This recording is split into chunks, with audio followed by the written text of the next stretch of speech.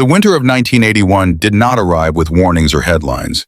It came quietly, almost politely, slipping into everyday life before anyone understood what was happening. At first, nothing seemed unusual. Late November passed like any other year. Streets were active, shops were open, trains ran on schedule, and cities breathed normally. But the air was heavier than usual, colder in a way that felt deliberate, as if something was waiting. When December began, nights stretched longer and mornings revealed thin layers of frost on windows. People brushed it off as a normal winter pattern, unaware that the cold was not passing through, but settling in. Weather maps across Europe showed an unsettling movement as Arctic air flowed south and refused to retreat. Each day the temperature dropped and stayed there, pressing down on cities and towns without relief. By mid-December, large parts of Europe were covered in snow, but it was not the soft, temporary snow of holiday postcards. The snow stayed. It hardened. It silenced streets and slowed life itself. Public transport began to fail first, with delayed buses and stalled trains. Roads became sheets of ice, turning simple walks into careful negotiations with gravity. Engines struggled to start. Metal cracked. Breath turned visible even indoors. The cold was no longer an inconvenience. It was becoming a condition of existence. In apartments and houses, heaters worked non-stop, yet rooms remained cold. People layered clothing indoors, wrapped blankets around themselves, and slept lightly as pipes groaned behind walls. Power outages began appearing on the edges of cities, then moved inward. Streetlights flickered, and neighborhoods fell into darkness earlier each evening. Shops shortened hours. Schools closed without clear reopening dates. The rhythm of daily life slowed to survival speed. What made this winter different was not just the temperature, but its persistence. Days passed, then weeks, and the cold did not break. There was no thaw, no pause, no mercy. Mice claimed rivers, canals, and ports, freezing trade and isolating communities. News reports spoke cautiously, unable to predict when it would end. People stopped asking when spring would come and started asking how long they could endure. This was no longer a seasonal challenge. It was a test of infrastructure, patience, and human resilience. And while the surface of Europe lay frozen and silent, something deeper was happening beneath the snow. A quiet struggle unfolding behind closed doors, one that would define the winter of 1981 long after the ice finally melted. By January 1981, the cold was no longer a surprise. It had become routine. People woke each morning already expecting difficulty, already bracing themselves before their feet touched the floor. Radios delivered the same message day after day: sub-zero temperatures, transport disruptions, power issues, no clear end in sight. Snowbanks lined streets like frozen walls, narrowing roads and trapping cars that had been abandoned weeks earlier. City services struggled to keep up. Grit ran out, snowplows broke down. Side streets were left untouched, forcing residents to carve narrow walking paths through ice with shovels and sheer persistence. Inside homes, daily habits changed. Heating was rationed not by choice but by necessity. Families gathered in one room, closing doors to unused spaces to trap warmth. Curtains stayed shut to keep out the cold, turning homes into dim, insulated shelters. Meals became simpler, not because of preference, but because supply chains were failing. Deliveries were delayed or canceled entirely as lorries slid off frozen roads or never left depots at all. Supermarket shelves thinned. Bread, milk, and fuel became priorities, not conveniences. In rural areas, isolation hit harder. Villages were cut off for days at a time. Elderly residents relied on neighbors for firewood and food.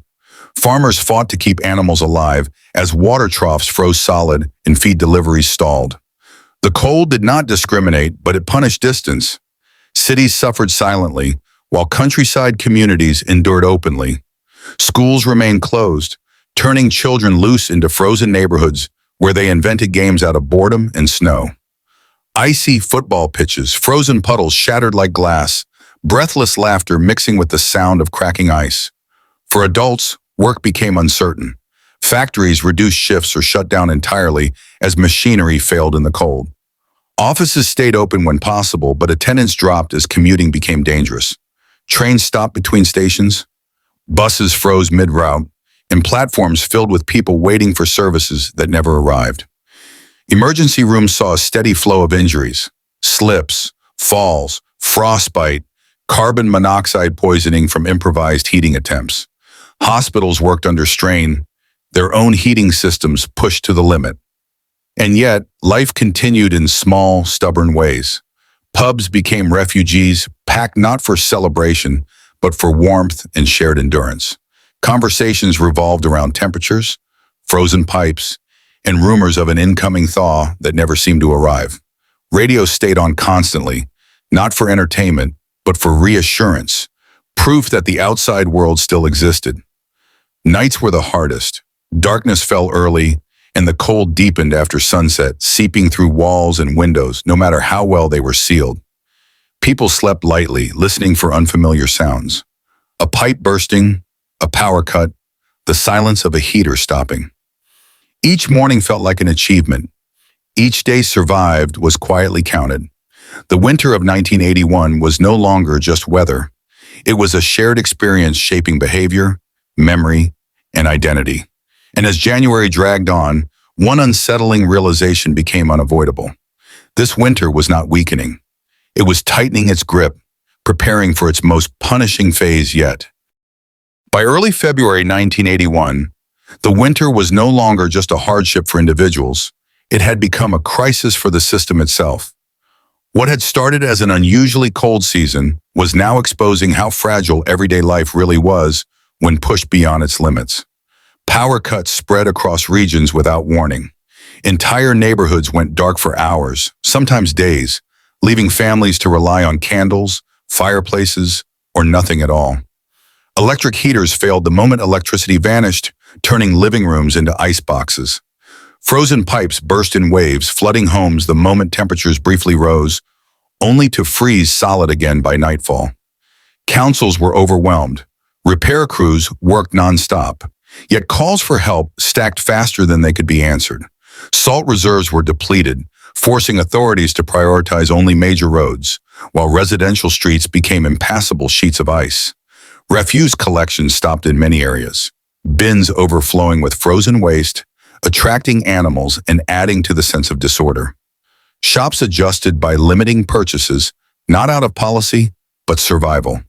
Fuel was rationed informally, with garages closing early or refusing to sell to anyone without a genuine emergency.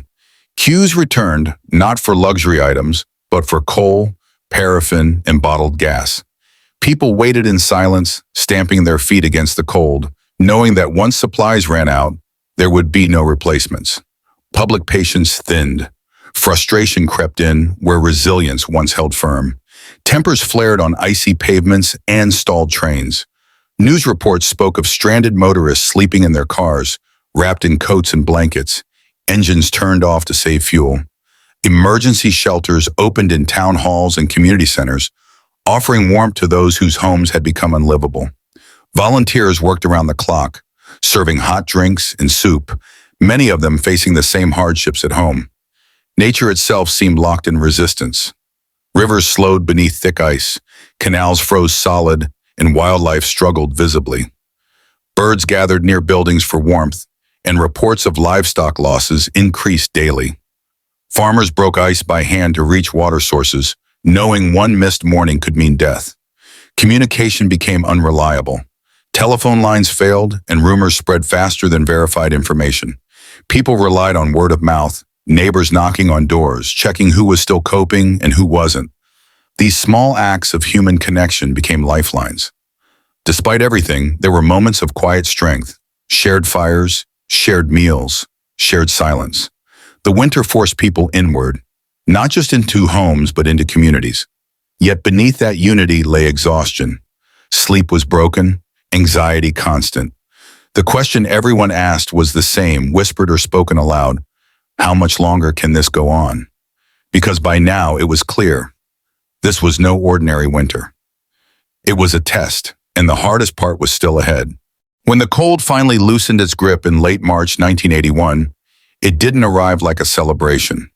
There was no sudden warmth, no dramatic shift. The snow retreated slowly, unevenly, lingering in shadows and corners as if reluctant to leave. Ice cracked and broke apart in silence.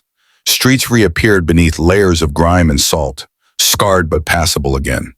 For the first time in months, people stepped outside without fear of slipping, freezing, or being cut off from the world. Yet relief came mixed with something heavier: fatigue, reflection, loss. Homes bore visible damage: cracked walls, warped floors, ceilings stained by burst pipes. Repairs began immediately, but money was tight, and insurance claims moved slowly. Some damage could be fixed, some couldn't. The winter had taken more than it gave back. Elderly residents returned from emergency shelters to homes that felt colder than before, not from temperature but from absence. Chairs sat empty, names were spoken in past tense. Newspapers quietly tallied the numbers, but communities already knew the cost. What statistics couldn't capture was the way the winter changed habits. People kept extra food stocked long after shops were full again. Coal sheds stayed filled. Candles remained in drawers just in case. Trust in systems had shifted. Power, transport, and supply chains were no longer invisible conveniences. They were fragile lifelines people now understood could fail. Yet something else remained too: a memory of togetherness forged under pressure. Neighbors who had barely exchanged words before now shared nods, greetings, stories. Children who had learned to sleep in coats remembered it not as fear but as adventure. Adults remembered the strain, the quiet determination, the feeling of pushing through each day with no guarantee tomorrow would be easier.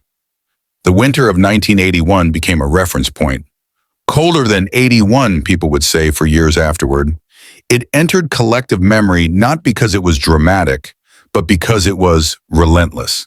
It stripped life down to basics: warmth, food, connection, and asked whether society could hold together when comfort disappeared. And it did. Not perfectly, not without loss, but enough.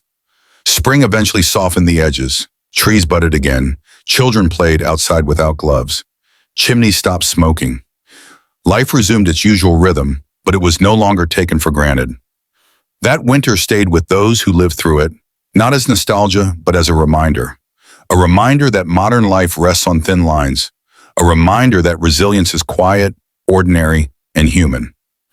And a reminder that sometimes history doesn't announce itself with noise or spectacle. Sometimes it arrives silently, freezes everything in place, and waits to see what survives.